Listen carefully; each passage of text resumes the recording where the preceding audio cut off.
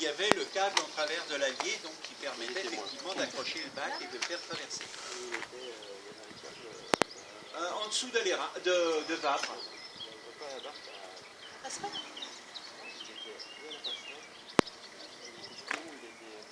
au-dessus de la cabine. d'accord. Oui, oui. Voilà. C'est ça. Excusez-moi. Pratiquement à la verticale du château. Est-ce que ça vous Ah oui, non, mais ce câble, on vous parlait de Nantes. Très dommage. Oui, oui, mais... Il n'y avait pas.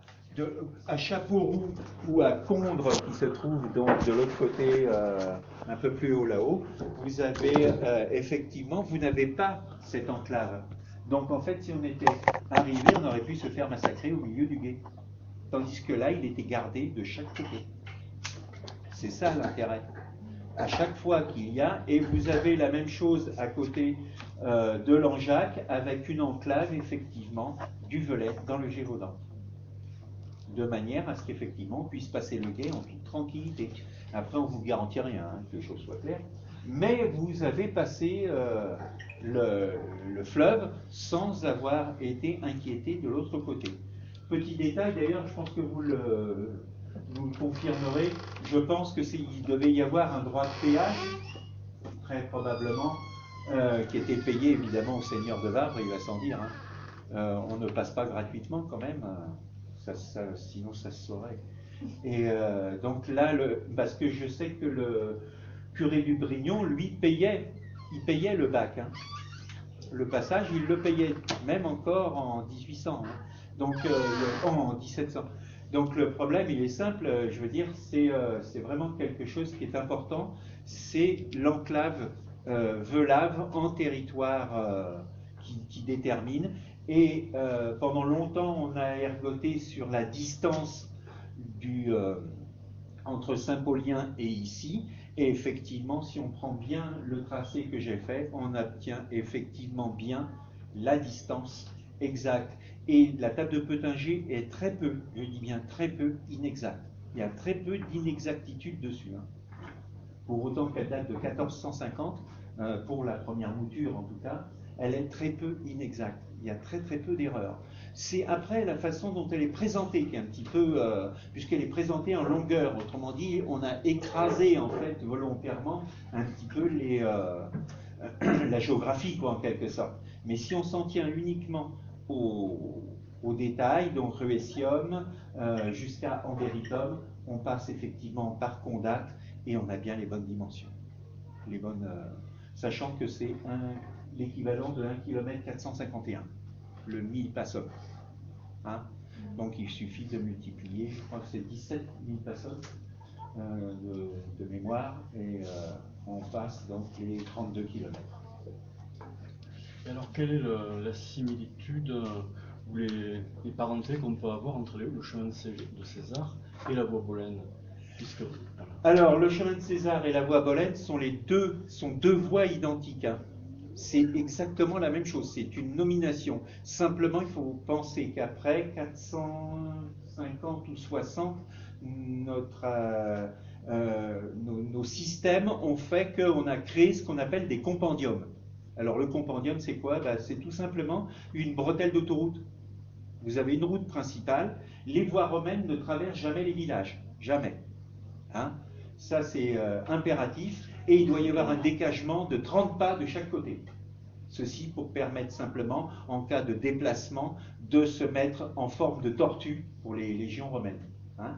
Donc on doit avoir le temps, s'il y a une agression, donc de pouvoir effectivement se mettre dans le système de la tortue, c'est-à-dire en fait tous les boucliers sur les côtés. Hein? Voilà. Donc le principe, il est là, on ne déroge pas, on ne traverse jamais une ville, ça c'est clair, même pas une villa. Hein? Il y a toujours des petites bretelles qui partent et qui reviennent. S'il y a une villa là, eh ben, il y a une bretelle, on appelle ça un compendium. Et le chemin de César, c'est ça. Notamment, ça s'appelle comme ça dans les forêts qui traversent essentiellement Craponne-sur-Arzon, Chaumelly, etc., jusqu'à la commanderie templière de Mourdon, commune de Bellevue-la-Montagne, donc. Ça s'appelle comme ça. Après, évidemment, dès qu'on redescend derrière donc Saint-Genès près Saint-Paulien, là on a les noms romains du Cardo et du Decumanus.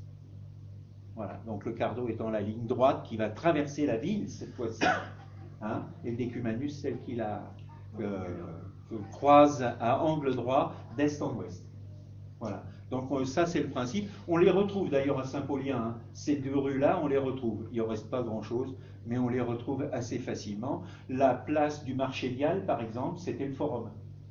C'est très facile à retrouver, hein. On regarde le plan, d'ailleurs il est dans mon livre, je l'ai mis, le plan de Saint-Paulien. On voit vraiment bien le tracé, il est resté tel qu'il était. Et ensuite on repart, sachant que dans 90% des cas, cette voie, elle est très rectiligne, hein. C'est très très rectiligne. Pour l'avoir, je l'ai fait à pied, hein, de Husson en forêt jusqu'ici. Voilà. La seule chose que j'ai pas fait, c'est le Cavus qui est en haut. Je l'ai pas descendu complètement. Voilà. Mais sinon, on arrive à Gourlon et on traverse directement en face. Donc c'est assez simple et puis surtout c'est très bien tracé. Et qu'est-ce qui vous fait abandonner le... Pardon, excusez-moi. Ah non, Qu'est-ce que sur les cartes, on le voit bien. Ah oui, on le voit bien encore, oui. Oui, oui. Qu'est-ce qui vous fait abandonner la solution Monistrol? Parce que lorsque quand même on trace une ligne droite entre Saint-Paulien et Jadouès, par exemple, elle passe en plein sur Monistrol. Oui, alors ça c'est la facilité. Alors pour une raison bien simple, hein. D'abord ce chemin a été pris comme chemin de Saint-Jacques-de-Compostelle. Et donc on a toujours pensé que cette voie était celle de donc la voie romaine. Or non, elle s'appelle au départ, et le plus loin qu'on puisse retourner, elle s'appelle le Viau de Marchavial. Autrement dit, la voie des marchands. D'accord? Elle n'a jamais été donc voie romaine. Hein. Deuxièmement, on ne peut pas faire passer une voie, puisque je vous rappelle, comme je vous l'ai dit tout à l'heure, qu'il faut impérativement que les chariots puissent monter. En outre, de Monistrol jusqu'en haut, même une compagnie, une centurie donc, ça faisait raide quand même, hein. Il faut être honnête. En outre, il n'y a pas de moyen de défense, et c'est ça qui est important. Une voie romaine, comme je vous l'ai dit tout à l'heure, il faut minimum 30 pas de chaque côté pour qu'elle soit donc ouverte, hein. Il faut qu'elle soit ouverte. Donc le passage en bas comme ça, c'était hors de propos. Et puis en plus, donc la falaise, vous avez vu comment c'est fait Monistrol, c'est impossible. C'est franchement impossible. Le premier pont qui va être mis là-bas date de 1830, le premier pont qui va être mis, et le second c'est 1888 et c'est Gustave Eiffel qui va donc le faire. C'est la passerelle métallique qui existe toujours, hein. Voilà, il n'y en a pas d'autre avant, d'abord parce que c'est très encaissé à ce moment-là, à cet endroit-là, et parce que c'est impossible. En outre, comme je l'ai dit tout à l'heure, les Romains ne construisent pas des ponts quand il n'y en a pas la nécessité. Et là, précisément, il n'y en avait pas, et ça ne servait à rien, pour une bonne et simple raison, c'est que le dispositif tel qu'il est fait n'aurait pas survécu. Le pont se serait cassé de façon systématique. Et ils préfèrent passer à guet plutôt que, et c'est le cas d'ailleurs à beaucoup d'endroits, ils font des passages à guet, notamment à Husson en forêt, ils font un passage à guet, à Lens, sur Lens, à Pont-Tempéra, c'est le seul endroit où il est matérialisé qu'il y ait eu un pont en pierre. Et encore, il est supposé non pas être de cette époque-là, mais du 2e voire du 3e siècle après Jésus-Christ. Voilà, donc c'est déjà beaucoup plus tardif comme pont. Il ressemblait d'ailleurs étrangement à celui de Chanas à côté de Marseille. Il y en a un similaire à peu près, le pont de Chanas, qui était la même configuration que celui sur Lens. Mais sinon, il traversait la plupart du temps à gué. Sauf évidemment des grands fleuves comme la Loire, comme la Seine, comme le Rhin, où là, effectivement, ils vont mettre des ponts. Parce que là, ils ne peuvent pas... Mais encore que dans beaucoup d'endroits, ils font ça avec des petits bateaux qui mettent les uns à côté des autres, hein, tout simplement. Et puis des planches par-dessus. Et on avance de cette manière-là, hein. Ils n'essayent pas de construire. Construire un pont, ça veut dire mobiliser tout un régiment, c'est-à-dire minimum une dizaine de centuries, donc 1000 hommes. C'est les faire travailler l'hiver. Sur un pont, et la plupart des rivières, c'est là où leur niveau est le plus haut et le plus dangereux, puisqu'il y a le plus de courant. Donc c'est très très rare. L'été, généralement, c'est là où on se met les bonnes peignées. Donc on n'est pas à faire de la construction. Hein. Voilà. Donc c'est très rare de faire un pont romain. C'est très rare. La plupart sont du très haut Moyen-Âge. Ceux qu'on attribue à des ponts romains sont du haut Moyen-Âge. La plupart. Pour la plupart. Ceux qu'on appelle par exemple les ponts du diable, eh bien, sont du 10e, 11e, 12e siècle. Ils n'ont jamais été romains, évidemment. Voilà. C'est des constructions qui sont d'ailleurs très particulières à ces époques-là et qui n'ont rien à faire avec le romain. Bonjour. Bonjour. Voilà. Mais je pense que c'était ce qui était important, et ce qu'il fallait, moi quand j'ai en tout cas découvert que Vavre était une enclave velave à l'intérieur donc du Gévaudan, c'est ce qui m'a permis vraiment de continuer à travailler. Et là j'ai fait le chemin de nouveau en arrière, c'est-à-dire je suis reparti d'ici pour essayer de voir si on pouvait aller jusqu'à Saint-Paulien, et je me suis retrouvé sur la même voie que j'avais. Et d'ailleurs, comme le disait monsieur tout à l'heure, il suffit de voir les vues aériennes, on la voit bien. Hein. Voilà. Alors par contre, on est toujours, comment dire, un petit peu surpris. Par exemple, le long du Dévesque, vous avez un grand boulevard. Ça n'a jamais été romain, ça, hein, d'accord, pour une seule raison d'ailleurs. C'est que cette voie, elle est tout de suite en bordure de la pente. Donc il n'y a aucune possibilité de s'échapper s'il y avait une attaque. Donc les Romains n'auraient pas mis ça là. Et effectivement, c'est templier. Hein. C'est le chemin du temple. Voilà, qui allait de la Sauvetage jusqu'à passer par la Glutonie, etc., qui remontait de l'autre côté. Donc il desservait Trespeux, la Glutonie et Chantoin. Les trois commanderies templières qui étaient dans le coin. Donc en fait, et il passait de l'autre côté après par Saint-Bérin et il redescendait sur l'Angers. Donc c'était des routes très particulières. C'est comme la Régordane, elle monte de Nîmes pour aller jusqu'à Clermont. Elle va donc suivre l'Allier là. Mais elle suit l'Allier, elle ne traverse pas. D'accord? Et cette route a la particularité d'être bornée. Tous les 10 mètres, vous avez un petit plot, une sorte de petit plot. Donc elle est visible encore assez bien sur la cartographie, il n'y a pas de problème, on ne la mélange pas. Voilà. Et alors le fait d'avoir retrouvé des bornes minières à Chappuzac, etc., qu'est-ce qui se passe là? Bon, une borne minière ne veut pas dire que c'est la Bobolène. Ah oui, oui, oui. Alors donc les bornes minières, effectivement, l'endroit où elles se trouvent ne veut pas dire effectivement que la voie romaine passait à cet endroit-là. Hein, c'est clair. Hein. Vous en avez une par exemple dans le château de monsieur et madame de Pérac, au Thiolan. Évidemment, la voie Bolène ne traversait pas le Thiolan et encore moins le château. Hein. Voilà. Mais elle a été récoltée au XVIIIe ou au XIXe siècle, et en fait, ça fait des pierres qui ont servi pendant très longtemps comme refuge de certaines anciennes religions, etc., etc. Il n'en demeure pas moins que dessus, vous avez le marquage MP et le numéro, le nombre de 1000 passum. Donc c'est facile de les remettre sur le chemin, hein, c'est très facile. Celle qui est à peu près en place et qui, à quelques mètres près, serait la bonne, c'est celle de Sansac-l'Église. C'est celle qui se trouve entre Fontanes et Sansac-l'Église. Voilà. Celle-là, elle est à peu près dans le bon chemin. Mais sinon, celle du Thiolan, je crois qu'elle devrait se trouver vers Montbonnet.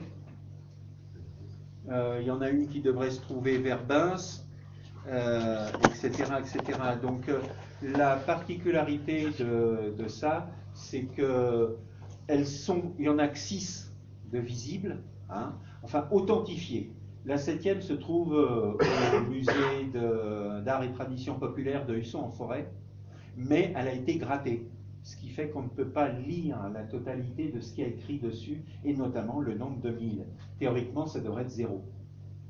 Hein, puisqu'on passait, à chaque fois qu'on passait une frontière, donc du Forêt en Velay, parce que Husson était en Velay avant, hein, d'accord, c'est au moment de la création des départements qu'on a enlevé une partie du Velay et qu'on l'a intégré au Forêt, etc., etc. De même qu'on a échangé, nous, avec le Vivarais, avec l'actuel Puy-de-Dôme, enfin, il y a beaucoup de communes comme ça qui ont tourné. Hein. Mais Husson en forêt, Husson dépendait de l'évêché du Puy. D'accord? Donc, on passait, Husson, c'était la frontière. C'était la première borne, la borne 0 du passage dans l'actuel département de la Haute-Loire. Voilà, du Velay, donc, hein, dans l'état du Velay. Et on s'arrêtait donc à l'anse du Sud pour le Velay, c'est-à-dire la rivière qui se trouve un peu plus haut là-haut. Voilà. Donc la particularité, c'était comme Husson était justement en Velay, c'était la borne 0 qui était là-haut. Voilà. Et on traversait comme ça. On remettait le compteur à 0 à la Civitas Velavorum, c'est-à-dire à Saint-Paulien, la capitale du Velay, qui le restera d'ailleurs pendant 6 siècles, hein, puisque le Puy ne deviendra capitale du Velay qu'au VIe siècle seulement. Jusque-là, c'est Saint-Paulien. Mais il y avait des bornes tous les combien? Alors, ça dépendait, mais en général, je dis bien en général, c'était voir 1000 passum. Tous les 1000 passum, c'est-à-dire l'équivalent aujourd'hui pour nous de 1 km 451. Voilà, 1 km 5 quoi, en gros, hein, pour faire rapide. Donc, hein. Ce qui veut dire qu'il nous manquerait, pas tant que ça, hein, en fait, il nous en manquerait 4 seulement de bornes milliaires. Je parle sur place, hein, puisque nous en avons une au musée Crozatier. Celle-ci, c'est celle qui est au musée Crozatier, c'est celle qu'on place à Chauménix. C'est celle de Chaumeny, là-haut. Voilà. Donc, on les a pratiquement toutes, hein, à part les 2 dernières qui sont ici, où là, elles ont été complètement perdues. Mais sinon, les autres ont été conservées. En tout cas, grâce à des particuliers, parce qu'en fait, ils se la sont appropriés, les gars. Comme les 2 Vérac au Thiolan, mais quelque part, ça l'a conservé aussi. Voilà. Parce que sinon, dans d'autres pays, et notamment en Gévaudan, on sait que la plupart d'entre elles ont fini tout simplement dans les coins de maisons pour faire les soubassements. Parce que c'était bien, elles étaient juste taillées à la bonne dimension, donc ça allait très bien. Et le patrimoine à l'époque, hein, on s'en foutait, donc c'était pas le problème. Et donc souvent ça arrive que quand une maison est détruite, on regarde des angles pour regarder si effectivement il n'y a pas une pierre qui correspond à cette époque-là. Et vous les avez comptabilisées? Oui, elles sont comptabilisées, elles sont connues depuis,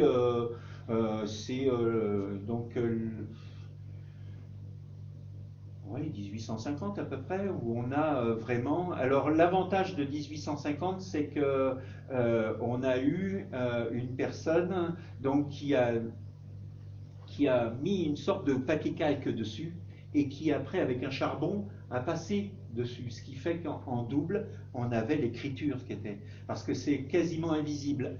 À part celle de 105, où il faut se mettre dans un angle très particulier pour créer une ombre. Et là, vous voyez les lettres. Et le MP7 en dessous, donc 5 plus 2, hein, le V est 2, donc 7000 passum exactement, donc elle est à peu près à la bonne place. Toutes les autres, c'est pas facile à lire, parce qu'effectivement, il y a une usure, il y a une érosion, hein, tout simplement. Hein. Et celle qui est à Husson, dans le parc du musée, donc, elle a été creusée en partie pour faire un bachat. Voilà, parce que la longueur... Parce que ce que vous voyez dehors, c'est à peu près cette hauteur-là, quoi, disons 1,70 m en gros. Hein. Sachez qu'il y a peut-être 1,30 m encore dessous. Hein. C'est carrément, c'est pas, si vous voulez, un petit truc qu'on enfonce juste dans le sol. Hein. C'est carrément un menhir, quoi. Mais c'est un fût droit. Et il n'y a pas longtemps, j'ai été sollicité par 2 petites jeunes qui pensent en avoir vu un. Je pense que c'est vrai.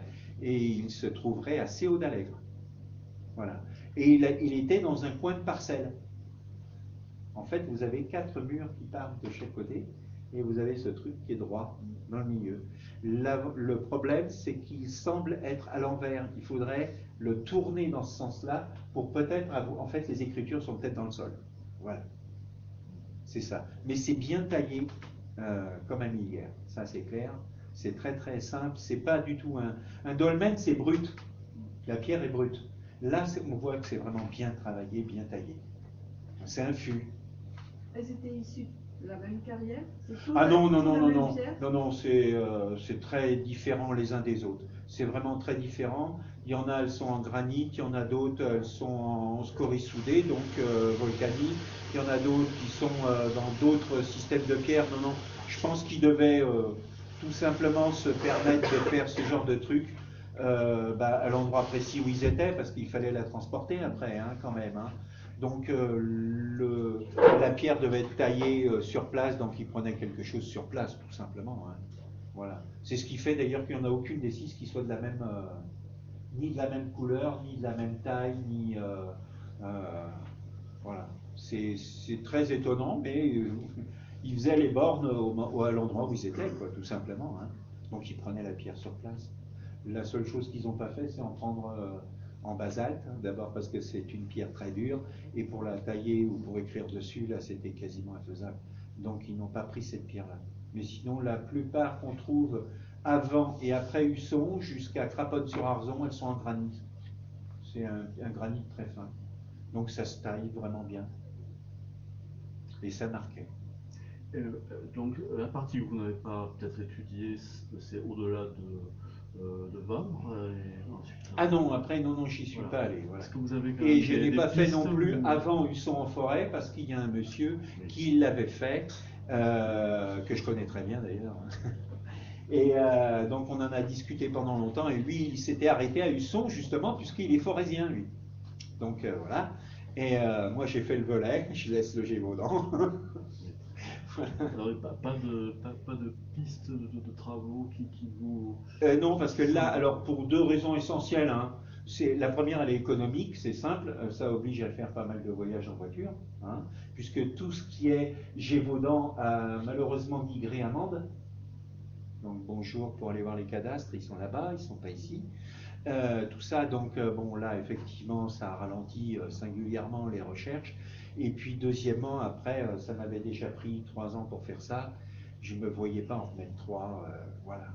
Sachant qu'à l'époque j'avais encore mes 3 enfants à charge, mes 3 filles à charge, donc il y a des fois on n'a pas toujours le temps. Elles m'ont pas mal aidé pour faire celui-là quand même. Hein.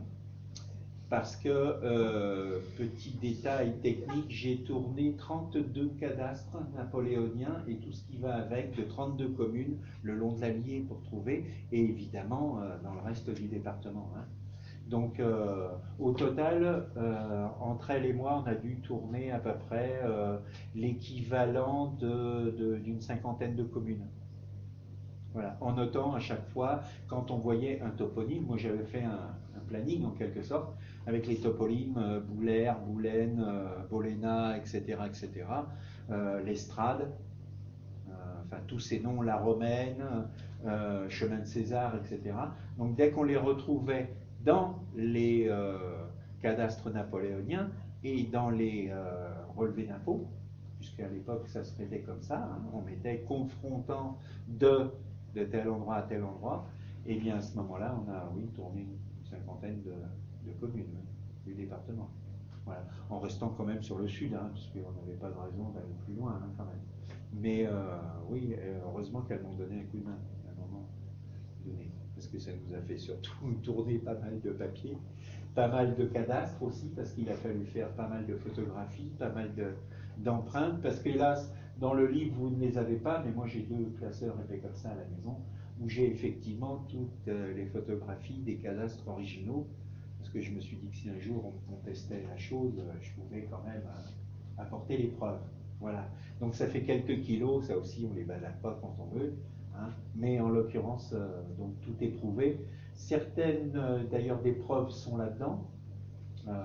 Ce sont ce qu'on appelle les terriers, c'est-à-dire les cadastres de l'Ancien Régime, donc il n'y a pas de dessin qui va avec, encore que des fois il y en a, hein, ça arrive, mais par contre ça permet de savoir effectivement que tel champ ou tel pré ou telle culture est confrontant de la voie Bollène, de la Boléna, de la Bouvena, etc. etc.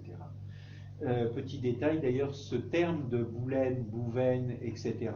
vient du terme latin buva qui veut dire les bornes, et non pas les bouviers avec les bœufs. Hein. Souvent on m'a rétorqué ce genre de choses, c'est Bovena, Bouvena ou boulena, boula, boula, bouva, c'est des termes qui signifient borne. Ça n'a rien à voir avec le terme bovin. Hein. Voilà. Donc ça c'est important. C'est quand même une des choses les plus importantes qui même y a, puisque c'est ce qui permet en fait de retrouver en toponymie le nom des terrains qui sont jouxtant la voie bolaine, tout simplement. Hein. D'accord. Excusez-moi, on a deux terrains là, juste en dessous, qui s'appellent l'Estrade, et en dessous, c'est la Ronde. Oui, bah, c'est ça. Ouais. Voilà. L'Estrade a donné le nom italien strada, la route. Hein. D'accord.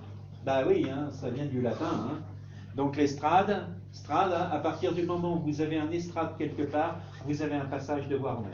D'accord. Ah oui, ça c'est impératif. De l'autre côté de la ligne. Quel que soit le toponyme, et dans toute la France, vous avez, quel que soit le département et quelle que soit la langue qu'il y avait, puisqu'ici on parle l'occitan, hein, mais on peut parler la langue d'Oual ou autre chose, vous allez à Boulogne-sur-Mer là-haut, il y a une estrade. D'accord? Donc ça c'est la route, elle est romaine. C'est sans appel. Hein. La romaine, c'est pareil. Et Bouva, Boulena, c'est des termes qu'on retrouve autour de Rennes, j'en parlais tout à l'heure, ce qui est un condate, Rennes. Hein. C'est un condate. Donc là, le condate, c'est le confluent. Donc tout ça. Alors par contre, ça, c'est un mot gaulois et pas romain. Et le condate de Fabre, du pont du Alors c'est avec le Malaval, voilà, le ruisseau de Malaval. Voilà. Parce que ça peut être, un condate n'est pas forcément deux grosses rivières ou deux gros fleuves. Hein. Ça peut être tout simplement une petite rivière avec un fleuve. C'est ça le condate, c'est le croisement, c'est le confluent. Donc il y a un confluent, c'est tout, ça s'appelle comme ça. Voilà. Il y avait aussi un autre terme qui était très propice ici, puisque Alérac vient de Aller, Aléry. Et donc là aussi, c'est pareil, c'est le chemin, c'est la route. Et dans toutes les chansons de gestes qui ont été écrites donc au XIIe, XIIIe et XIVe siècle, vous avez ce mot qui détermine que c'est la route. Quand on dit « vaille à l'air », c'est prendre la route. Voilà. C'est donc Aller, Aléry, ça a donné Alérac. Et d'ailleurs, ça s'appelle Aléria au 9e et 10e siècle. Voilà. Donc là aussi, c'est pareil. Il y a un petit terroir aussi en bas qui s'appelle Varennes. Bon, eh ben, tous les Varennes de France et de Navarre, ce sont des emplacements qui étaient privilégiés chez les Gallo-Romains. On y construisait des petites maisons qui servaient tout simplement de structure pour pouvoir installer là un poste de garde. Voilà, donc tous les Varennes, c'est comme ça. Ça n'a rien à voir. En plus, cette terminologie, elle a ça de particulier, c'est que les Varennes sont des veines en même temps. C'est-à-dire qu'on n'y cultive rien dessus. Hein. Il n'y a rien. C'est généralement des endroits très pierrés, très sableux, etc. etc. Et c'est juste un petit poste avancé. Voilà, ça s'arrête là. Ce qui est logique d'ailleurs, puisque le passage était là. Hein. Donc à un moment donné, il fallait bien le garder. En tout cas à cette époque-là. Et ça durera jusqu'après Charlemagne. Puisque Charlemagne a cette particularité d'avoir entretenu parfaitement les voies romaines. C'est après que ça va se gâter. Quand il va, évidemment, l'Empire va se déstructurer, là, on va plus s'occuper de ce genre de trucs. Mais lui, pour aller, par exemple, d'Aix-la-Chapelle jusqu'en Espagne, quand il avait besoin de se déplacer, il se servait, et il le dit lui-même d'ailleurs, des voies anciennes des Romains. Donc, il les a fait entretenir exprès pour ça. Et elles avaient cet avantage, comme je vous le disais tout à l'heure, à aucun moment de traverser une agglomération. Donc, les cavaliers et les fantassins pouvaient traverser sans avoir besoin, et on s'arrêtait extérieur, jamais en ville. Ça évitait les embrouilles avec les citadins. Hein. Ce qu'on abandonnera après, mais en tout cas jusqu'à l'époque de Charlemagne, on se déplace comme ça et on utilise les voies romaines. Voilà. Pour rebondir sur la question de Marc, on n'a pas d'idée sur après, parce que même s'il a pas eu des études très profondes. Alors, elle va monter vers Pourcheresse et obliquer vers un petit hameau. Alors, c'est sous votre. Que je connais très mal le point là. Oui, la Romaine. Ça s'appelle la Romaine là-haut. Voilà. On a un site, enfin, pour Pourcheresse, on descend à Varennes. Il y a justement le nom oui, de oui, Varennes. oui. Chambonnet, c'est ça? Non, oui aussi, peut-être. Oui. Et après, c'est la Varennes et la Romaine. Il y a Voilà, ouais. là où il y a au bord de Lens, il y a Varennes. Oui, oui, donc par rapport à tous ces noms, en fait, on arrive à refaire le passage. Et par contre, là, et c'est là où j'ai pas fait la recherche sur les communes en question, mais c'est clair que si vous reprenez le cadastre napoléonien, puis les terriers de l'Ancien Régime, vous allez vous retrouver. On retrouve déjà ce lieu-dit, la Romaine, on retrouve l'Estrade, on retrouve tout ça. Donc là, il n'y a pas de souci, quoi. Hein. On doit pouvoir remonter jusqu'à Anderytum, donc Javol. Anderytum, en latin, ça veut dire le gué. Hein. Eh oui. Voilà, c'est la frontière, c'était la frontière donc avec de l'autre côté, et c'est le gué. C'est le passage à gué. Voilà ce que ça veut dire Anderytum. Donc à chaque fois, ils donnent des noms qui sont parfaitement représentatifs de l'endroit où vous devez aller. Hein. Voilà. Donc c'est quand même assez simple. Par contre, effectivement, passer Vabre, je ne me suis plus. On sortait du Velay, donc là j'ai arrêté. Mais sinon, on en remettait un deuxième comme ça pour aller de l'autre côté. Hein. Mais on a exactement les mêmes comment dirais-je, les mêmes toponymes, que ce soit, puisque c'est toujours du languedocien de l'autre côté, donc là c'est assez facile. Hein. Mais par contre, ça nécessitait, pour la plupart des communes qui sont de l'autre côté, de faire un tour à Mende, et là ça faisait loin quand même. Faut être honnête, ça faisait loin. Même s'il y a une partie des cadastres qui sont au Puy, hein. Mais au Puy, vous n'avez que le cadastre napoléonien de ces communes. Voilà, parce que j'avais testé jusqu'à Croissance, exactement. Voilà. Pour vérifier effectivement que ça remontait bien, et ça remontait jusqu'à Croissance. Donc après, j'y suis pas allé, mais bon, c'est pour ça, il faut aller. Après, il faut avoir du temps. Voilà, c'est ça. Du temps, puis des moyens, parce que ça fait des distances hein, quand même. Il n'y a rien, ça fait de la distance.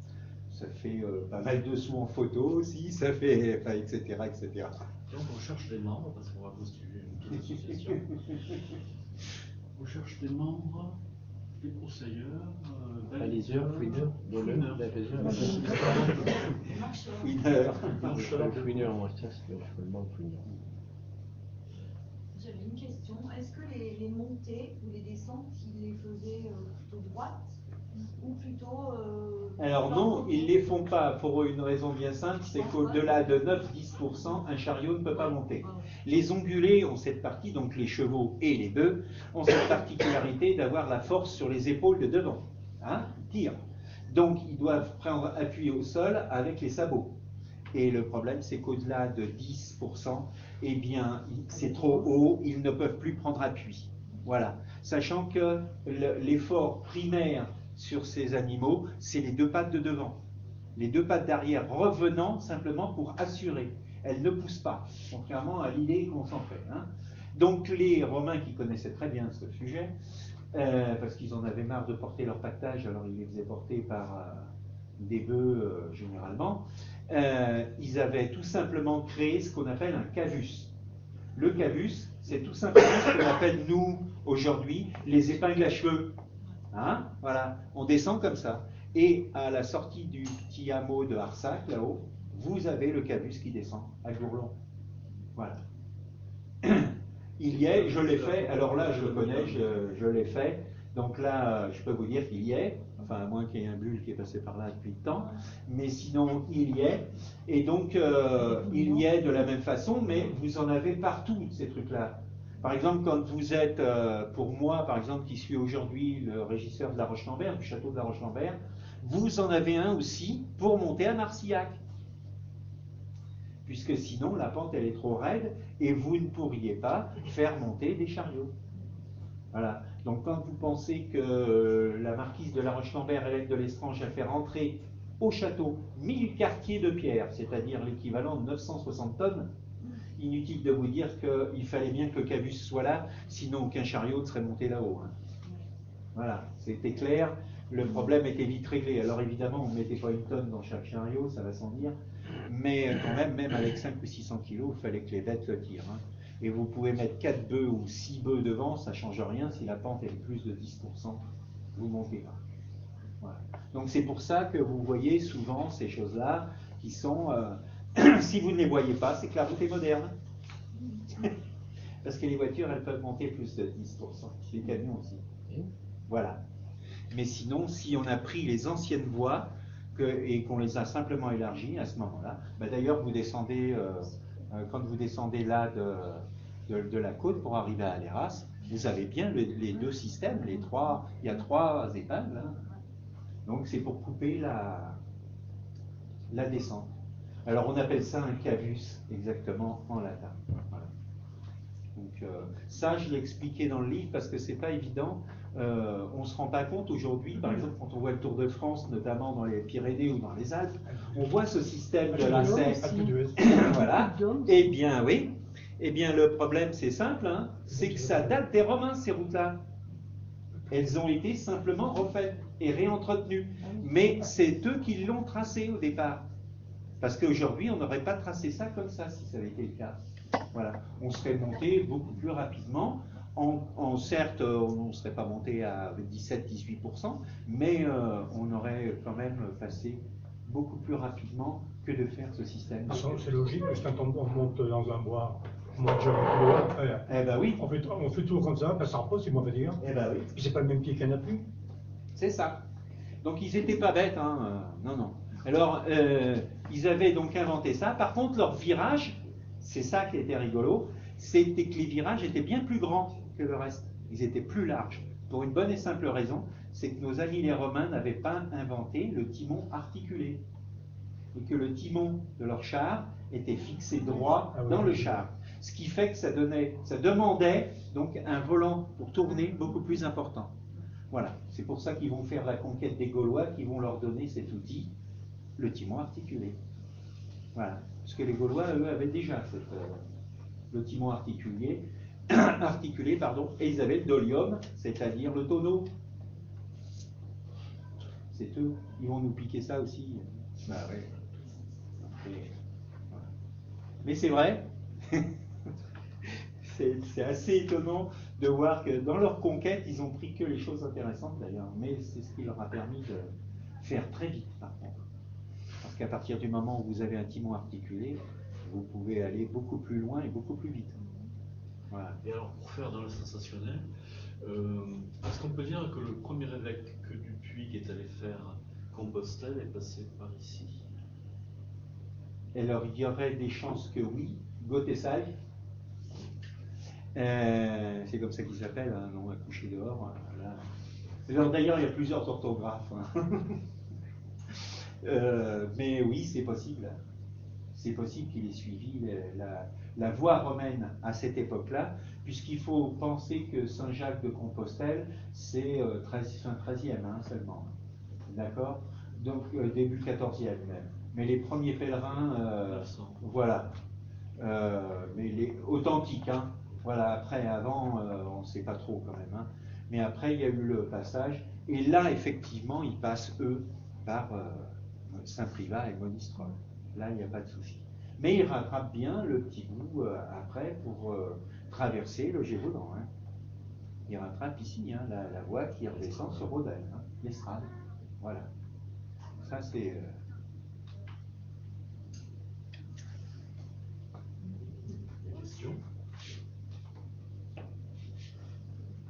Non, ce qui est surprenant pour un profane, pour les gens qui sont juste des gens comme moi qui sont curieux, ce qui est surprenant, c'est que les noms aient pu passer à travers les siècles comme ça. Vous parlez de choses qui datent voire du XXe ou du XIXe siècle, et puis un moment après, du temps des Romains, voire même avant ça, à la limite.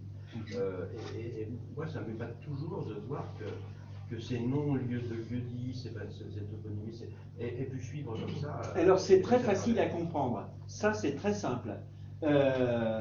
Jusqu'à la fin du XVIIIe et même le début du XIXe siècle, il faut savoir que 95% des gens ne savent ni lire ni écrire. Et que de manière à se repérer de père en fils, je dirais, on utilise le même mot. C'est pas plus compliqué que ça. C'est pour ça que ça nous est arrivé encore maintenant. Il a fallu d'ailleurs que Napoléon introduise une numérotation dans le système du cadastre pour qu'on supprime ces mots. Mais sinon, jadis, on disait que c'était la propriété de la Boulaine, que c'était la propriété de... etc., etc.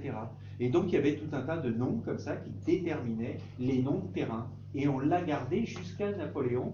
C'est lui qui a sectorisé le système, A, B, C, D, et en numérotant chacune des parcelles. Voilà. C'est tout. C'est lui qui a fait ça. Mais sinon, jusqu'en 1810-15, en gros, on avait toujours les mêmes noms parce que ça perdurait de père en fils, enfin de famille en famille, et on avait toujours le même nom, la même propriété, sachant que la maison portait un nom qui n'était pas celui de la famille. Voilà. Donc il y avait un repérage comme ça qui était avec une sorte de vocabulaire, en quelque sorte. Hein. Voilà. C'était le repérage. Puisque les terriers, c'est-à-dire les cadastres de l'Ancien Régime, ne comptaient pas de dessin dedans. Il n'y avait pas de forme graphique. Hein. On disait toujours confronte de, auprès de, en bordure de, etc. Donc du midi pour le sud, de bise pour le nord, de levant pour l'est et de couchant pour l'ouest. Donc à chaque fois, vous aviez autour du terrain toutes les indications qui vous disaient effectivement, quels étaient les terrains qui étaient autour de celui-là. Donc on pouvait savoir éventuellement comment le situer quand on était sur le terrain. Voilà. Donc c'est pour ça que ces noms ont perduré. Mais les noms de villages, par exemple, ils perdurent de la même façon. Par exemple, tout à l'heure, on passait vers Céjalières. Par exemple, il faut savoir que ce terme, Céjal, Céjala, ça a donné le Ségala. Hein, et ben c'est tout simplement la culture du seigle. Donc on cultivait le seigle à cet endroit. Voilà. C'est comme ça qu'on repérait géographiquement. Quand le curé Oladier part, vous vous rendez compte, il 7 jours de cheval pour aller à Toulouse, hein, quand même. Hein. Ça fait une balade. Voilà. Et 9 pour rentrer, parce qu'il faut remonter les côtes. Parce que pour aller, ça descend, ça va, mais pour remonter, c'est plus long. Donc, et des fois, il ne peut pas louer de cheval, puisque ça se loue un cheval, et il le dit bien, hein, ça fait long. Et le repère qu'ils ont géographique, eh bien, c'est ces noms-là. C'est ces noms-là. Il n'a pas d'autres repères géographiques que ça. Voilà. Donc, les noms de pays veulent dire quelque chose. Mais ça veut dire que sur les anciens cadastres,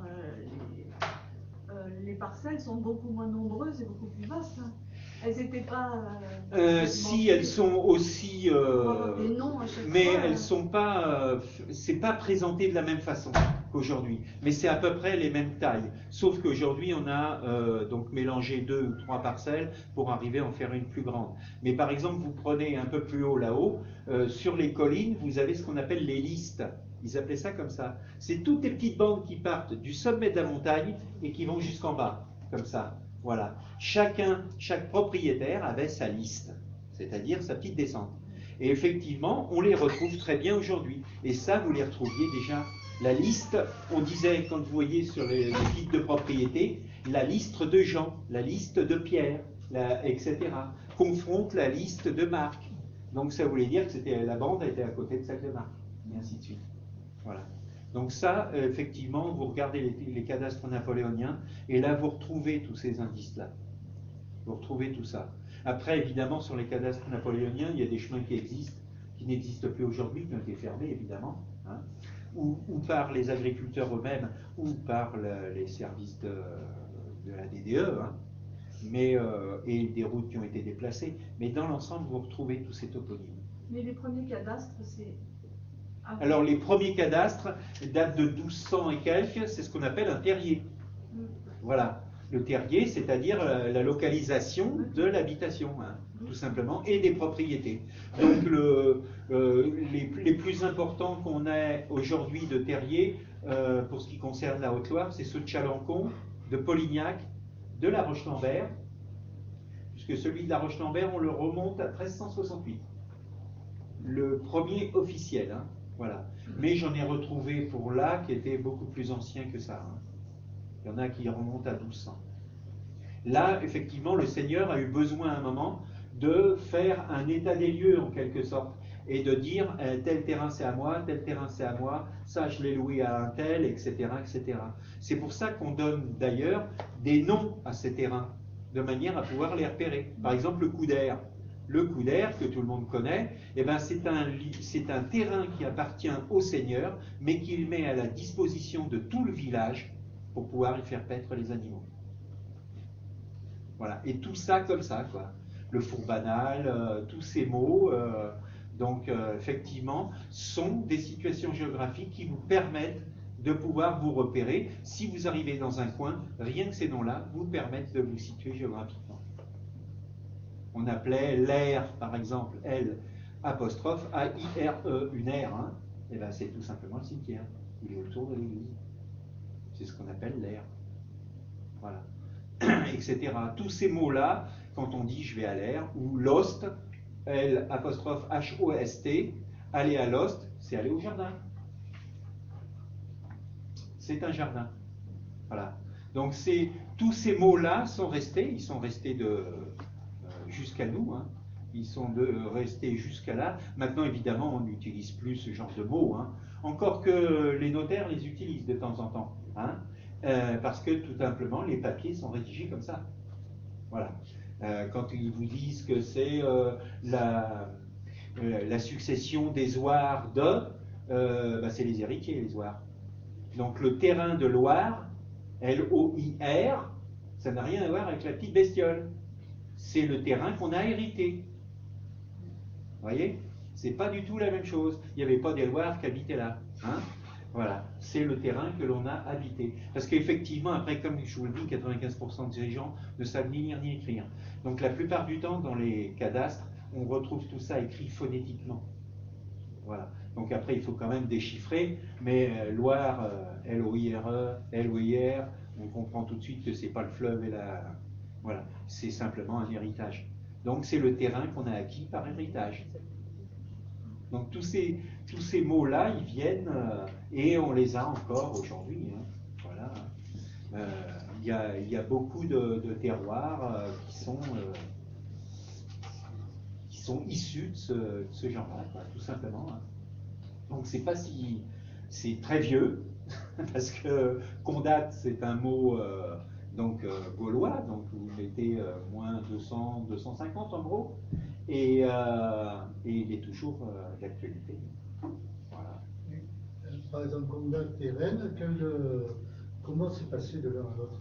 Alors tout simplement, c'est les Romains, pardon, excusez-moi, qui ont débaptisé ce Condat, et parce que c'était comment dirais-je, la tribu des Ruédénium. C'est ce qui a donné Rennes ensuite. Voilà. C'était le nom de la tribu, ils ont donné, comme à Auxerre par exemple, ou à Autun, ou tout ce qui finissait par Dunum, c'était la forteresse, l'endroit capital, l'endroit où on avait établi donc un endroit militaire, quoi. Voilà, la forteresse, c'est ce que ça veut dire, la forteresse. Donc tout ça, c'est venu, on a encore, donc tous ces noms viennent encore de là, quoi. Château d'Ain, par exemple, en France, et ben Dune, ça veut dire qu'il y avait une tribu gauloise qui était là et qui avait fait sa forteresse à cet endroit-là. Continuons sur Ruessium et Ruessio. Alors Ruessio, c'est gaulois, c'est la version gauloise, et Ruessium, c'est la version donc latinisée, c'est-à-dire donc celle qui va être à partir de 72 après Jésus-Christ, donc qui va être la première installation de l'actuel village de Saint-Paulien. Alors que Ruessio était au-dessus du château. Au-dessus du château de la Roche-Lambert, hein. L'oppidum est au-dessus. Voilà. Alors, un oppidum, donc par principe, ça aussi c'est facile à repérer, c'est très simple, il faut qu'il soit indéfendable de 3 côtés. Autrement dit, c'est toujours des falaises sur les 3 côtés. Il n'y a que le 4e qui est légèrement en pente, où on met 2 doubles palissades et on fait la porte d'entrée. Voilà. Donc là où était verticalement aujourd'hui le château, c'était les 2 grandes falaises qui protégeaient à l'arrière l'oppidum de Ruessio. Ce qu'on peut constater, c'est que dès qu'un pays s'apaise, les villes ont tendance à descendre dans... Voilà, c'est ça. Alors, il y avait quand même, il faut noter une petite anomalie pour Saint-Paulien, c'est qu'à la différence de Ruessio et du château de la Roche-Lambert, on a des sources en haut là-haut. Ce qu'on n'a pas à Saint-Paulien. Il n'y avait pas d'eau. Il n'y a pas Il n'y a pas de traversée par une rivière ou par un fleuve ou par il n'y a rien. Donc il a fallu qu'ils aillent chercher l'eau par un système d'aqueduc à Saint-Genès, près Saint-Paulien. Voilà. C'est là-haut qu'ils ont été la chercher. Et il la faisait descendre. On l'a retrouvée dedans, enterrée. L'aqueduc, on l'a retrouvée enterrée. D'ailleurs, il y en a un morceau qui reste ouvert, pour ceux que ça intéresse d'ailleurs, dans le lotissement des Aurouses. Puisque quand ils ont creusé le lotissement, là forcément... Parce qu'à Saint-Paulien, là où vous passez un coup de pelle, c'est minimum une centaine de tessons dans la pelle. Hein. Il n'y a que ça. Voilà. Donc, même ils en sont à ne plus rien dire du tout maintenant, parce que ça affole la drague. À chaque fois qu'ils font une maison, c'est catastrophique. Donc ils ne disent plus rien. Et dans le temps, les voies utilisées par les Templiers, puisque nous ici à Groslay, on a un petit vestige templier, est-ce que ça peut être un indice supplémentaire? Non. Alors pour une bonne raison, c'est que nos amis de la milice du Temple avaient cette particularité de ne vouloir rien devoir à personne. Donc ils ont fait eux-mêmes leur chemin. Tout simplement. Voilà. Ils ne voulaient pas être assujettis ni à un roi, ni à un seigneur, ni à quoi que ce soit. Et ils ne l'ont jamais été pendant 250 ans d'ailleurs. Hein. Ils ne le sont jamais. Ils ont d'ailleurs construit uniquement leur commanderie en dehors de tout système étatique. Voilà. Ce sont des dons au départ, c'est-à-dire moi je leur fais un don du terrain et c'est là-dessus qu'ils vont construire. Donc ils sont en dehors de... Ils ne payent pas d'impôts en quelque sorte, ils ne payent rien. Hein. C'est pour ça qu'ils font eux-mêmes leur trajet, tout simplement.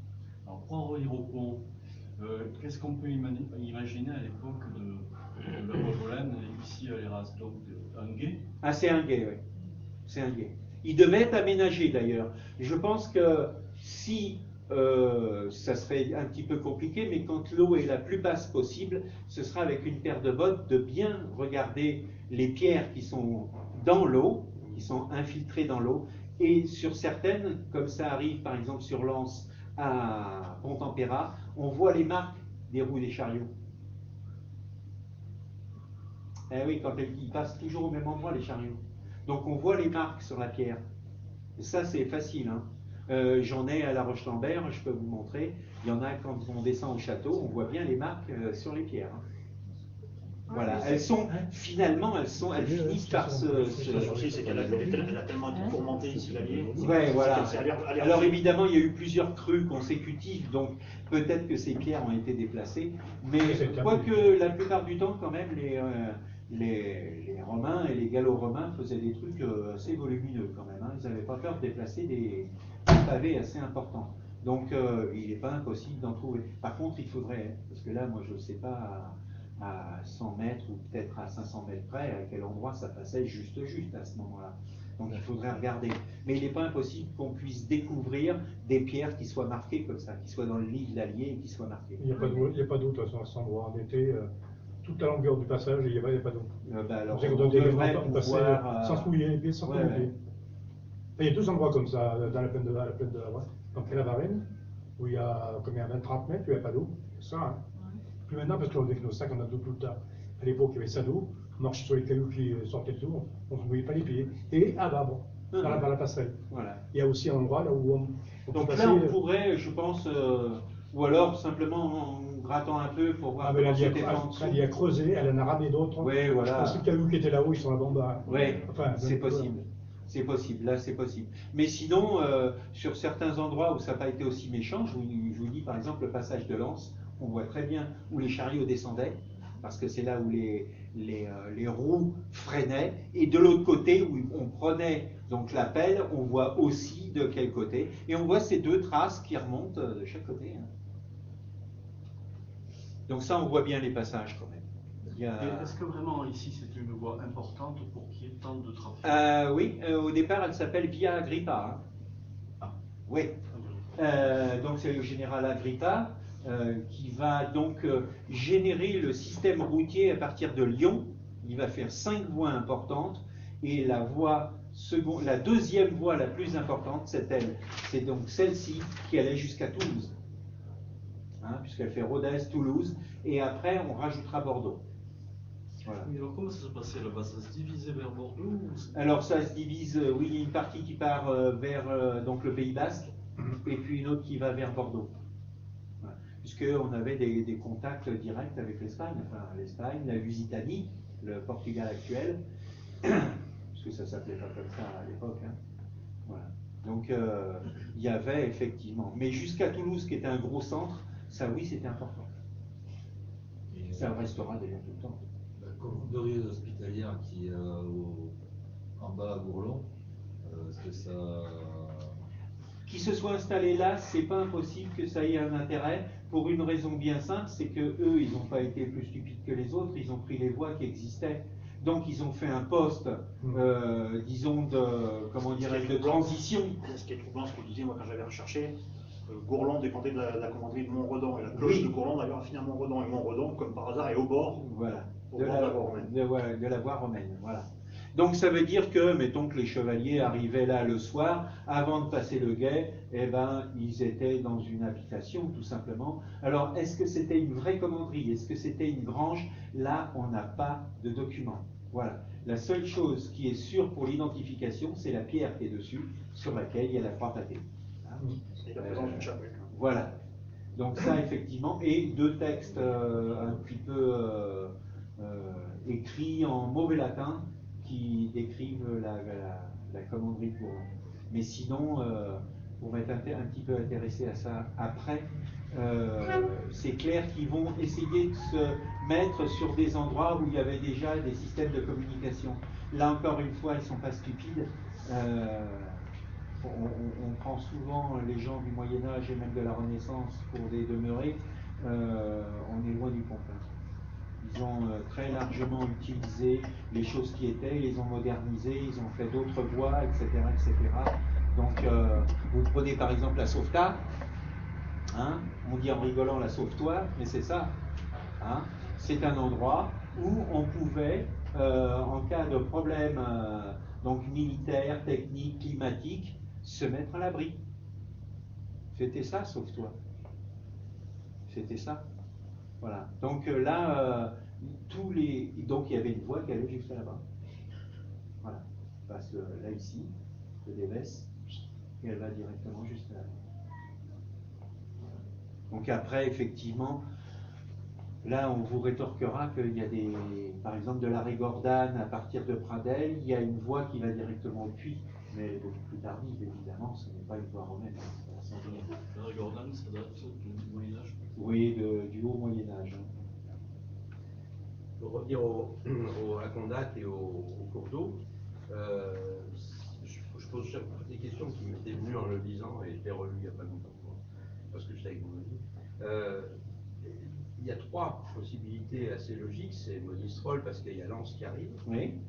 Il y a ici, mais c'est le Malaval. Bon, on en aime bien le Malaval, mais bon, on le trouve moins important. Et puis le Chapeauroux en allant au sud, où il y a le Chapeauroux qui arrive, et où c'est quand même. Les deux autres, c'est quand même plus. Alors, une confluence ici, ouais. Il y a une confluence avec le Malaval, c'est petit quoi. Oui, mais c'est une confluence qu'on avait répondu tout à l'heure, hein, mais je pose pas la question. Non, mais voilà. Le Bourlon, le Manaval. Oui, il y en avait plusieurs. Hein. Il y a plusieurs, parce qu'il y a une rivière qui s'appelle le Bourlon. Oui, ouais. Encore plus. Donc il y a plusieurs à un endroit. Voilà. Alors, Chapeauroux, ça c'est d'entrée, c'est non. Parce que d'abord, ça vous fait faire une boucle de 27 km. Parce qu'il faut y aller et revenir. Donc, même si on est en tirant droit, on est à 16 ou 17 km, je crois. Donc, par la route actuelle, il faut pratiquement 27 bornes. Donc, c'est infaisable. Là, c'est pas la peine. En plus, le gué qui est là-bas est beaucoup, mais alors beaucoup trop large. J'ai ramené là, je l'ai relu tout à l'heure parce que c'était extraordinaire. C'était le gars qui avait fait la... Et que pour faire un pont, il faudrait 200 mètres. Oui, c'est ça. Il vous dit qu'il fallait... là, c'était énorme parce que eux, ils y ont travaillé. Je ne me rappelle plus. Je l'avais vu tout à l'heure, les deux hypothèses. C'est vraiment qu'on a dû le noter. Oui, vous dites dans le disque qu'il faudrait faire 200 mètres, mais pour faire un pont. Oui, pour faire un pont, il dit, je crois que c'est Riofol, il dit qu'il faut 22 arches de 12 mètres Pour traverser l'ensemble, c'est énorme. Rendez-vous compte, 22 arches de 12 mètres.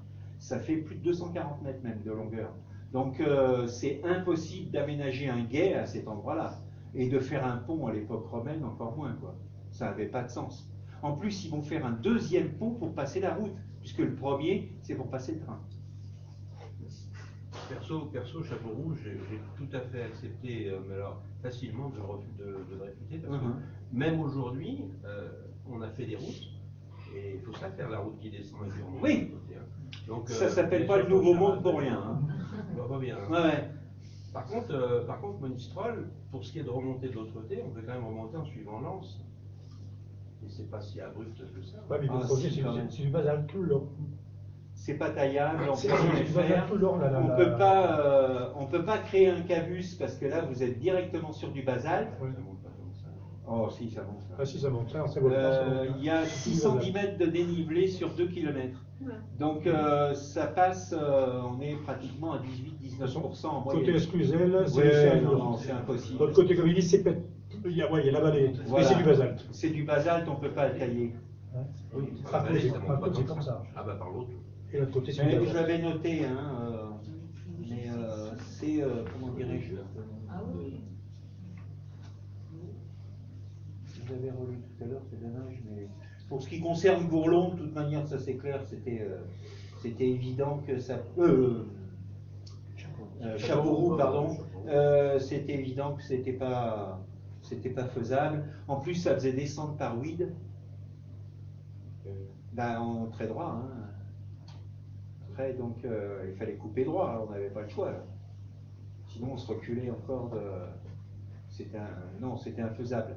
Ça, je ne sais pas qui c'est qui avait inventé ça, mais c'était pas possible. Mais Monistrol, je reste persuadé que c'est trop compliqué. Ou alors, il aurait fallu qu'il crée un pont. Et comme ça n'a jamais été le cas, là c'est la difficulté. Le pont, lui, date donc de grosso modo 1888 de mémoire. C'est celui de Gustave Eiffel qui va tenir le coup.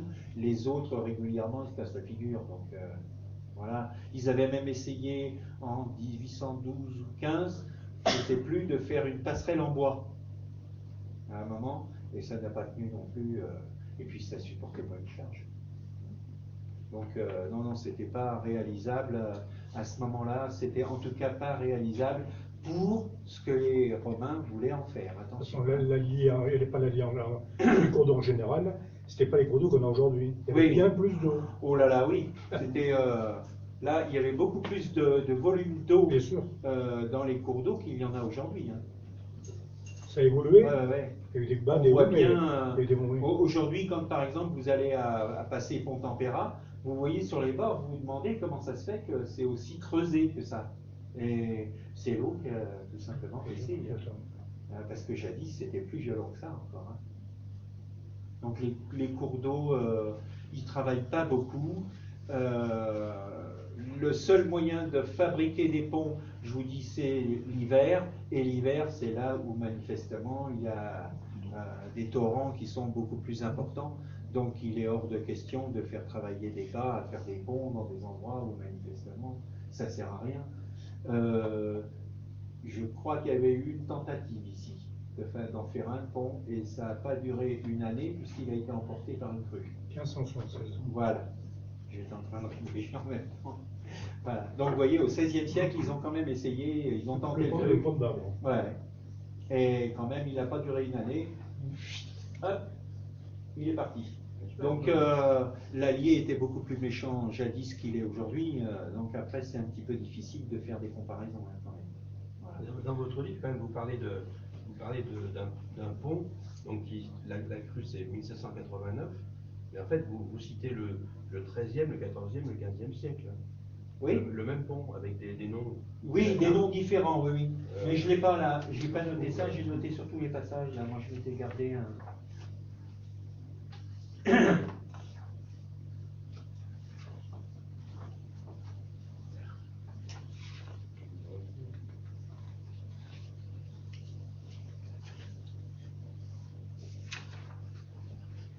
Il y a eu des tentatives oui, de voilà. 15 1302, locus de ponte et de Vabre. Ouais. En 1343, le pont de Vabre. En 1452, Mansus Pontis de Fabris, je ne parle pas latin, l'Igérie. Non, mais ça, c'est les noms c'est les noms de la localité. Ça ne veut pas dire qu'il y avait un pont là. Attention. Vous dites qu'il existait en 1302 à Pont-de-Vabre un pont du Mat, voilà, qui fut détruit en 1989 par une crue mémorable. Voilà. C'est-à-dire que vous diriez qu'il avait 287 ans.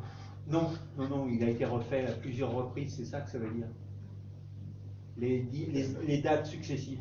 Je suis désolé, je n'ai pas le. Vous êtes à la page. Page 95, en bas à droite.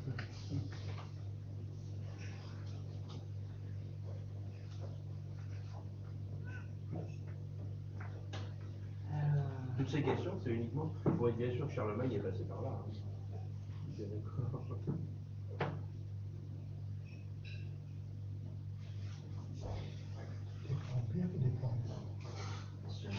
Oui, c'est ça, c'est-à-dire. Et après, ils ont fait suivre cette empire. Non, non, c'était. Parce que, je sais pas, je dis petite bêtise, mais il me semble qu'il y en a eu en bois, et après, le dernier, ils l'ont fait en pierre, mais en pierre, elle n'a pas tout non plus. Non, non, mais de toute manière, il y avait eu une tentative, alors maintenant, je ne l'ai peut-être pas écrit correctement, je m'en rappelle, mais je vois que le 1343, c'est dans les textes de l'évêché. Hein, j'ai mis évêché entre parenthèses. Oui. Donc, ça veut dire tout simplement qu'en 1343, c'est l'évêque qui avait donc demandé qu'on fasse quelque chose là. Et ces ponts n'ont jamais tenu le coup, quoi. C'est clair, ça n'a jamais tenu le coup. Le dernier en date, donc, s'est écroulé en 1589. Voilà. Dans une crue qui a été vraiment... mais ça ne tenait pas. Ça... Le courant à l'époque, à cet endroit-là, était trop important. Non, mais la toponymie est restée malgré tout. Oui, oui, oui. Oui, oui, c'est parce que tout simplement la toponymie, comme on disait tout à l'heure, est restée. C'est-à-dire Pontus pour un pont, tout simplement. Hein. Voilà. Mais sinon, effectivement, ça n'a pas duré très longtemps, puisque le curé du Brignon, le curé Olanier, va passer à Bac. Ouais. Il passe à Bac, lui. Hein. Donc, il rouspète d'ailleurs parce que ça coûte cher. Trop cher. Ouais, ouais. Tout est trop cher. Ah ouais, non, non. Puis alors, surtout quand il passe avec le cheval, ça coûte encore plus cher. Voilà. Mais sinon, oui, puisqu'il ira pas loin de 12 ans, je crois, à Toulouse pour régler une grande partie des problèmes qu'avaient nos amis les Poneaux avec la justice, puisque c'est lui qui les représentait. Hein. Voilà. Donc le Velay n'a jamais dépendu, contrairement à une idée reçue, de l'Auvergne non plus. Hein. D'accord ? On dépend de la sénéchaussée de Beaucaire et du présidial de Toulouse. À aucun moment on ne va faire des affaires avec Clermont. Hein. Que ce soit à l'époque ou maintenant. Il faudra attendre 1963 pour qu'on appelle le département Auvergne, enfin, nous traité d'Auvergnat, tout simplement, c'est en 1963 qu'on va instituer les fameuses régions administratives françaises que l'on connaissait et qui ont été changées récemment. Hein. Mais sinon, avant, on dépend des États du Languedoc, on est l'un des 19 États du Languedoc, le Velay. Voilà. Donc ça, c'est important aussi. C'est ce qui prouve que l'évêché a besoin, pour passer d'un endroit à un autre, d'une enclave, c'est-à-dire Vabre, en fait, et le château, qui est une enclave simplement pour donner la possibilité de garantir le passage. Après, vous avez passé, vous avez payé, on s'en fiche. Hein. Franchement, là, dans le Gévaudan, on ne vous garantit rien. Hein. Après, il y aura la messe, donc... Il paraît qu'un coucherait s'il refaisait payer. C'est possible. Je me rappelle pas, je n'étais pas. Voilà. Et pourtant, après la Révolution, les députés qu'il y a eu, ils représentaient le centre, enfin, je ne sais plus comment ça s'appelait, mais il y avait aussi bien le Velay que l'Auvergne, non? Ah non, non, non. Ah non, non, non. En 1793, donc, c'est la formation des départements tels qu'on les connaît aujourd'hui. C'est l'Assemblée constituante qui va déterminer la façon dont on fait les départements. Elle va s'ingénier, et croyez-moi, ça devait être un sacré boulot, que de faire en sorte qu'un département ne tienne pas compte uniquement d'une seule ancienne province de France. C'est pour ça que le département de la Haute-Loire a été créé avec un petit bout du Forêt, un petit bout de l'Auvergne, un petit bout du Gévaudan et un petit bout du Vivarais. Voilà. Donc il s'arrange que ça fasse une mosaïque de manière à ce qu'on ne reproduise jamais l'ancien régime. Lafayette, il était député de quoi? De Haute-Loire, du département de la Haute-Loire. Mais l'entité auvergnate, comme on la connaît aujourd'hui, c'est-à-dire la région Auvergne, avec 4 départements, donc la Haute-Loire, le Cantal, le Puy-de-Dôme et l'Allier, ça n'existe qu'à partir de 1963. Mais avant, on n'est pas... D'ailleurs, nos amis de Clermont mettaient bien un panneau, ici commence l'Auvergne, hein, et ici finit l'Auvergne. Ils l'ont enlevé après, ces 2 vieux panneaux d'ailleurs, dont les photographies sont restées, hein, même les cartes postales d'ailleurs. Tout simplement parce qu'effectivement, on a englobé en fait dans l'Auvergne ces 4 départements. En fait, l'Auvergne, la vraie Auvergne, c'est 40 km au nord de Clermont, 85 au sud, et entre Saint-Flour et Thiers. Vous faites le tour de ça, et vous avez en gros ce qu'on appelle le Grand-Duché d'Auvergne, qui a été pendant longtemps l'apanage des rois de France, ensuite du duc de Berry pour revenir au roi de France. Mais à aucun moment, nous, ici en Velay, on a dépendu de ça, même pas autant des Gaulois. Est-ce qu'il y a eu depuis des mouvements nationalistes veleureux? J'en sais rien. Non, et ça n'a pas un grand intérêt là, parce que le Velay c'est quand même petit, hein. Par rapport à l'Auvergne, c'est très petit quand même. Voilà. Mais César les appelait des clients. Oui, les Velavis. Voilà. C'est la première fois d'ailleurs qu'on les voit, c'est dans la guerre des Gaules. Il les nomme par leur vrai nom, les Velavis, hein, donc les Velaves, quoi, tout simplement. Et client, ça veut dire tout simplement qu'on a des accords commerciaux. Voilà, on échange. Mais il y a une pierre à Saint-Paulien qui est gravée « Civitas velavorum libera », la cité des Velaves libres. À aucun moment nous n'avons payé le tribut. Voilà. Et pourtant, on était aussi client des Arvernes. Hein. On avait des échanges commerciaux avec eux, mais à aucun moment on n'était assujetti. Ça, c'était important, comme les Gabales d'ailleurs, hein, puisque le Gévaudan, c'était pareil, il n'était assujetti non plus ni à l'un ni à l'autre. Hein. Voilà. Simplement, ils ont payé cher parce qu'ils ont voulu se révolter, eux, contre les Romains, et là, ils l'ont payé cher quand même. Ils se sont fait vraiment botter les fesses. Mais sinon, ils n'étaient pas assujettis au tribut. C'est ça que ça veut dire client. C'est la différence avec tributaire. C'est un accord commercial. Voilà. Et autrement, au niveau de ces points importants, ça représente quoi au trafic?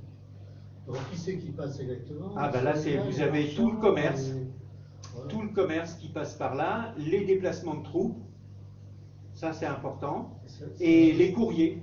Par jour, ça fait Ah là, ça on ne sait rien du tout, ça on ne peut pas savoir exactement. Pour une petite ordre d'idée, à la fin du Moyen-Âge, voyez-vous, nous sommes que 12 millions de Français. Alors imaginez-vous avant, hein, donc ça fait quand même pas beaucoup comme volume. Par contre, les troupes romaines, elles, se déplacent énormément. Ça, c'est important. Et donc là, ça a un intérêt, effectivement, de faire travailler ces routes. Et s'ils font faire ces routes, parce qu'ils les font faire, parce que la plupart d'entre elles sont pavées, hein, d'accord? C'est des dalles qui sont grandes comme ça, qui font 10 cm d'épaisseur, et qui sont posées sur un lit de cailloux. Enfin, c'est très très bien fait, hein, comme système. Hein. Donc on ne fait pas travailler des gars pour le plaisir de les faire travailler. Et en plus, oui, effectivement, c'est légèrement bombé de manière à ce que l'eau ne reste jamais sur la route. Voilà. Et il y a 2 petits caniveaux de chaque côté. Sur les photos. Ouais, ouais. Ouais. Ça c'est, voilà, on le voit bien. Hein. Ouais, ouais. C'est super bien fait. Hein. Donc ça c'est super bien fait. Donc là, à mon avis, s'ils font travailler, c'est qu'il y a un intérêt à aller jusqu'à Toulouse, qui est quand même donc un point fondamental. Et à partir de Toulouse, on peut partir en Espagne, au Portugal, etc. etc. Donc, et il y a des voies secondaires qui remontent de Toulouse, qui remontent jusqu'à Rennes et en Bretagne. Donc là, il y a un maillage, c'est assez intéressant de regarder ça, il y a un maillage important de routes à l'intérieur même de la France, hein, quand même. Hein. Mais toutes les voies qui partent de Lyon s'appellent au départ via Agrippa, du nom du général romain, Et donc celle-là, elle n'a pas échappé à ce genre d'appellation. Et très vite, elle s'appelle la voie de César, chemin de César ou voie Pollen, tout simplement. Hein. Voilà. Alors après, ça c'est... On n'est pas tous d'accord sur le sujet, mais que les voies s'appellent comme ça à un moment, ça peut être tout simplement le fait que les gens locaux l'aient appelé comme ça parce qu'il y avait des bornes tous les 1000 passum, tout simplement. Voilà, c'est pas plus compliqué. À d'autres endroits, ils l'appellent la voie des Sécanes, par exemple, donc c'est celle qui remonte sur Paris. Hein, etc., etc. Donc, ils donnent des noms comme nous, aujourd'hui, on a donné aux autoroutes des noms, autoroute du Soleil, etc., etc. Donc, eux, ils font exactement la même chose. Mais à la base, cette importance, oui. Et Rodez, n'oubliez pas qu'à Rodez, par exemple, il y a ce qu'on appelle un compendium, il est très court, donc une bretelle, qui rattrape la Narbonnaise. C'est celle qui vient d'Europe, qui fait tout le bord de la côte, donc la côte d'Azur, Marseille, et redescend de l'autre côté jusqu'en Catalogne. C'est ce qu'on appelle la Narbonnaise.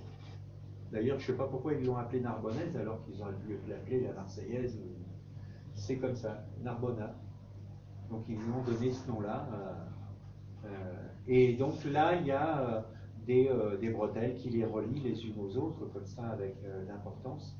Et puis surtout, les grandes voies comme celle-ci sont sécurisées. Hein. Voilà. En permanence, elles sont sécurisées.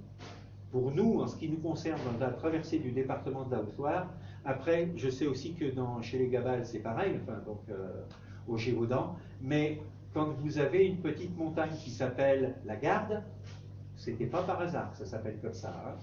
D'accord? C'est simplement un mont qui est très rond, sur lequel on peut mettre tout simplement un petit fort en bois et surveiller la vallée. Et de chaque garde à chaque garde, on peut tout simplement par un système de feu donner l'alerte ou aviser. C'était fait comme ça. Hein. Donc ça, c'est valable pas seulement chez nous. La garde, c'est un petit fortin en bois? Oui, c'était un petit fortin en bois. Parce que de l'autre côté, au sud de l'Arbre, il y a un endroit qui s'appelle la Garde à Sète. Oui, et ben c'est ça. Je sais pas. Oui. Voilà, c'est ça. Ça devait être sûrement, très probablement, la Garde 2. Garde à Sète. La Garde 2. Ah, mais c'est Garde 2. Ah oui, d'accord. La Garde Guérin. Voilà, la Garde Guérin. La Garde de Bourzac, par exemple, ça, c'est clair, elle a été fouillée. Et en haut, il y avait des tessons de poterie, il y avait tout ce qu'il fallait. Hein. Même si aujourd'hui, c'est des grands bois qu'on ne va pas couper tous les jours, il n'en demeure pas moins que c'était un poste d'observation. La Garde de Lantenat, donc entre Lourdes et Marcillac, c'était aussi un poste, etc., etc. Donc toutes les gardes avaient ce sens. Hein. J'en parle donc dans le bouquin. La particularité de tous ces toponymes qui sont restés encore aujourd'hui viennent de ces moments-là. Donc ces voies étaient gardées. Les compendiums non, mais les voies principales oui. Donc il y avait du monde hein, quand même. Ceci dit, il y avait un déplacement Lyon-Toulouse par exemple, c'était surtout pour le commerce, hein, essentiellement. Et le soir, on s'arrêtait dans les villas qui étaient sur le côté, sur les bords, tout simplement. On a encore... Alors là, si vous avez l'occasion de jeter un coup d'œil sur la table de Peutinger, à chaque fois qu'il y a un arrêt, il vous met un petit dessin supplémentaire. Soit c'est un arrêt, soit c'est une auberge, soit c'est simplement un passage où on échange des chevaux, etc., etc. Quand vous avez deux petites maisons, par exemple, et ben là, c'est l'endroit où on change les chevaux. Par contre, si vous voyez une grande, comment dirais-je, quelque chose d'assez grand, d'assez long sur la table, je ne sais plus, je vous dis là.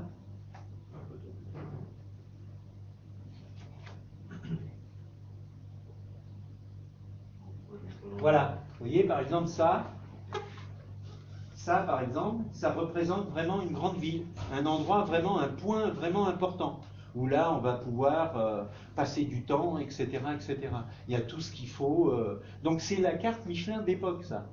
On vous dit déjà, on vous donne déjà toutes ces informations qu'il y a à cet endroit où vous passez. Et ici au Magot, donc Husson-en-Forêt et Ruessium, il n'y a rien. Hein. Il n'y a rien. C'est juste un point de passage. C'est tout. Mais vous verrez dans la ligne qui est ici qu'il n'y a pas d'arrêt important. Elle date de quelle époque cette canne? Alors, celle-ci a été donc découverte par des marchands autrichiens. Elle est datée pour la première version de 1453. Voilà. C'était une carte qui venait de Turquie et qu'ils ont répertoriée comme ça. C'était, en fait, elle fait 7 mètres de longueur, hein, la carte. Elle reprend en fait tous les chemins de l'Empire romain. C'est ce qu'on appelle l'Oréum, c'est-à-dire au centre du forum à Rome, il y avait une borne 0 qui était en or. Et à partir de là, il y a toutes les routes qui sont délimitées. Simplement, pour que ce soit pratique, ils l'ont fait sur une borne, vous voyez, qui ne respecte pas la géographie locale. Voilà. Ne cherchez pas les formes de la France ou de l'Italie, vous ne les trouverez pas. Hein? C'est vraiment des bandes très particulières. En revanche, par exemple, là, ils ont vraiment tenu compte des indications géographiques dans le sens est-ouest, nord-sud. Voilà. C'est-à-dire qu'ils ne nous ont pas mis, je dirais, en Espagne, par exemple. Voilà. Donc, ni dans les routes espagnoles. Mais par contre, tout le système est très très bien fait. Après, il y a quelques... Comment dire? Il y en a qui disent que c'est comme un métro, on parle de métro. Oui, c'est à peu près ça. C'est à peu près ça. On serait globalement... Alors, il en reste à peine 1 mètre de largeur sur le forum antique de Rome. C'était une mosaïque, mais sachez qu'elle faisait tout le tour d'une espèce de temple. Hein. Et à chaque fois qu'il y avait une nouvelle voie qui était faite, il la redessinait avec les références dessus. Donc, chaque personne qui partait de Rome pouvait savoir où elle allait et à quel moment elle arriverait et par quelle étape elle devait passer. Hein. C'est ce qu'on appelle l'itinéraire d'Antonin, du nom de l'empereur romain qui a institué cette chose. Donc ça aussi c'est pareil, maintenant je l'ai à la maison, mais ce truc-là fait 2 kilos, hein. Il est épais comme ça. Voilà. Mais vous avez tout dedans. Toutes les voies romaines, y compris en Syrie, au Moyen-Orient, en Égypte, etc., etc. Vous avez toutes les voies. Voilà. Donc c'était assez bien fait quand même. Voilà. Alors par contre, vous voyez, ici en bas, on a Narbonne. Voilà, Narbonne. Donc là, on est là ici, nous, sur ce trait ici, sur le 2 là. Hein. Vous voyez, géographiquement, évidemment, voilà. Hein. Si j'en crois la table de Peutinger, on est à peine 100 km de Narbonne. Hein. Voilà. Mais bon, on ne va pas discuter. Mais c'est vrai qu'on voit bien, par exemple, ce que je vous disais tout à l'heure, la Narbonnaise, elle est là en dessous. Voilà. Et donc, en fait, il y a des compendiums, vous voyez, c'est ça, ces espèces de bretelles qui partent et qui rejoignent une autre voie. Mais celle-là, on ne vous les garantit pas. Voilà. Il n'y a que les grandes. Et on part au Forum Segusaborum, voilà, il est là. Donc là, c'est Feur, dans la Loire. Et là, c'était un grand centre. Il y avait des thermes, il y avait tout un tas de choses. Donc là, ça veut dire que vous pouvez faire une bonne escale, là. Dans vous allez trouver tout ce qu'il faut. Voilà. On vous dit d'ailleurs dans ces escales, c'est très rigolo, que vous pouvez manger, que vous pouvez rencontrer des dames, vous voyez ce que je veux dire, que vous pouvez changer vos chevaux, que vous pouvez y rester, etc. etc.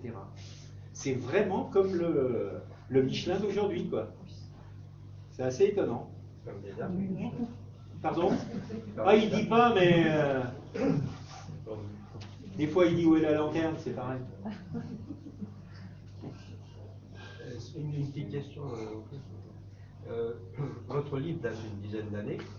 Oui, 7 ans. 2004, il est marqué dessus. Derrière, oui, mais ça, c'est l'édition 2007. D'accord. On l'avait pas... Ah oui, c'est la première. C'est de vous, hein. Oui. Dites voir, donc depuis ces 10 ans, nous, évidemment, on voit ça, on ne sait pas. Enfin, en tout cas, je l'ai lu, puis voilà. Est-ce qu'il y a eu des contestations? Est-ce qu'il y a des gens dont vous savez... non. Voilà. C'est ça qui est bien. m'intéresse beaucoup. Voilà. Eh ben non, ça a été d'ailleurs validé par plusieurs personnes. Donc la première, c'est quelqu'un qui est devenu un ami maintenant. C'est le pharmacien Jean-René Mestre à Chadrac, à la pharmacie de la Renaissance, qui fait partie des amis du musée Crozatier, qui a été longtemps à la Société académique. Je ne sais plus s'il y est plus d'ailleurs. Il y en a pas. J'y étais moi-même pendant un moment. Donc là, non, il n'y a eu aucune contestation et ça a même été validé par tous ces gens-là, y compris par un monsieur qui s'appelle Jacques Lacroix, qui est professeur de langue ancienne à Sorbonne 5 et qui m'a dit qu'effectivement, en ce qui concerne les toponymes, c'était correct. Il est décédé il y a 15 jours. Ah ouais, peut-être, c'est possible. J'en sais rien, j'ai pas eu la personne qui travaillait avec lui au téléphone. Ah bon?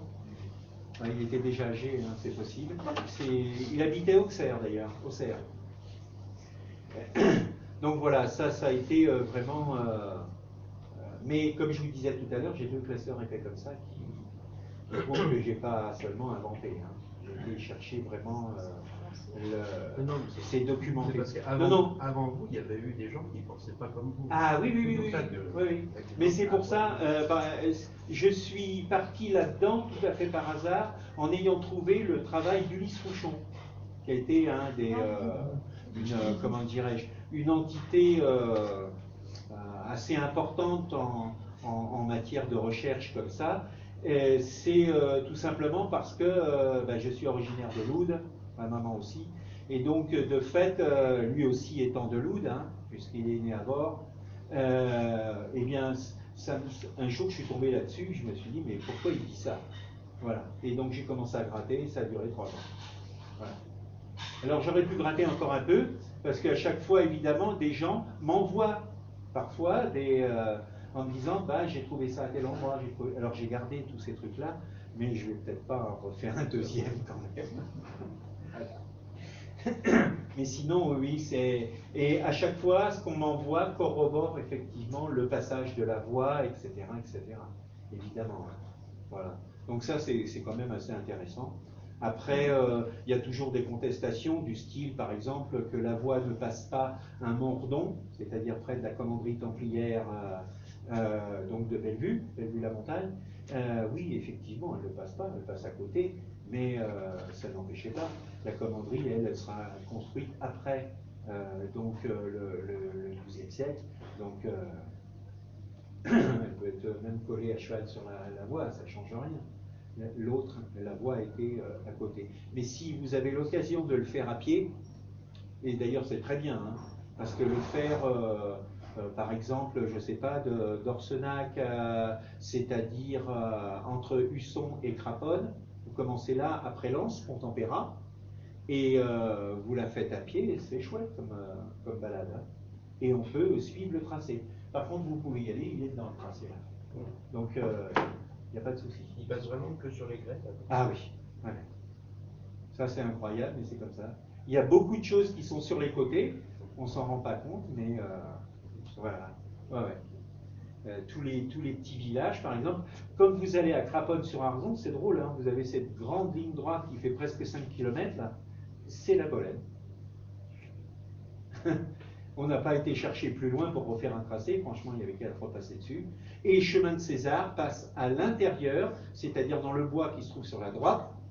Quand on va à Craponne, c'est sur le bois qui se trouve dans la droite, vous avez un chemin qui s'appelle toujours chemin de César. Est-ce que vous voulez qu'on fasse une petite pause? Comme vous voulez. Non, comme vous voulez. Je vois que vous êtes bien parti, mais... Je sais pas. Ben voilà, je sais pas, il y a d'autres interrogations?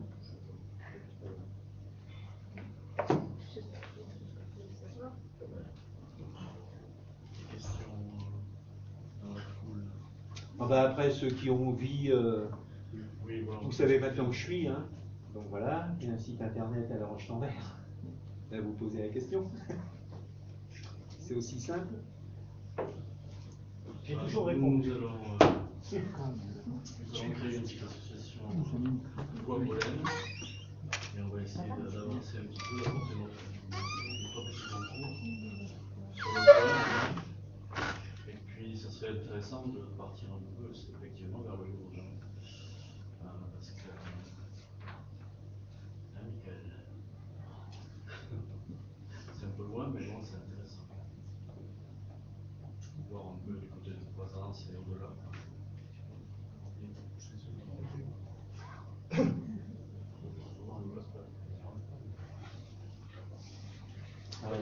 qu'on proposait sur le programme, c'était l'origine des natures de bouquin. Un mot latin, c'est un mot gaulois, Aveyron, le ruisseau. Le ruisseau. Et puis évidemment. C'est des arbres, il y a beaucoup, il y en a dans le Cantal, il y en a dans les Lards, il y en a. Vallée, le ruisseau, ça a plusieurs. Mais c'est ça. Il y a même quelque chose. Les arbres, les bords, Les questions ce qui est bord, c'est exactement la même origine. continuent à fluer. Donc c'est ça, c'est le ruisseau, le petit ruisseau de la vallée. Vous en avez là des livres? Vous en avez amené? Oui, vous voyez ça avec le cher et tendre qui est là-bas dans le coin, il s'est caché. Et c'est elle qui les a. Caché.